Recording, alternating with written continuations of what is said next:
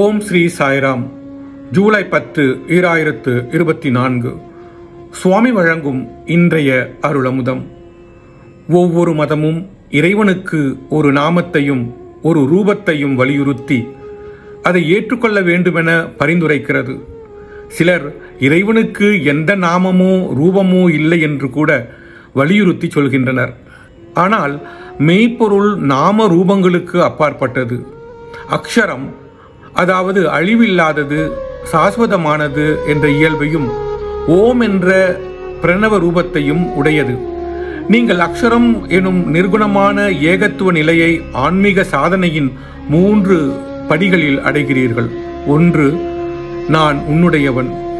2, நீ என்னுடையவன். 3, நீயே நான். ஆன்மீக சாதனையின் மூலம் ஒருவர் நான், நீ என்ற இருமை நிலையை கடந்து செல்ல வேண்டும். நான் என்பது இந்த தேகத்தில் உள்ள நீ என்பதன் பிரதிபலிப்பு. இந்த பூரணத்துவம் இருமை நிலையை கடந்து சென்றவுடன் அடையப்படுகிறது. அதனால்தான் தேவாலயத்தில் பிறப்பது நல்லது, ஆனால் அதில் இறப்பது நல்லதல்ல என்று கூறப்படுகிறது.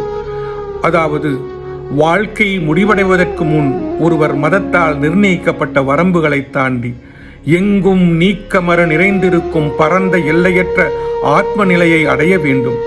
தெய்வீக அருளுரை, ஜூலை 29, 1969.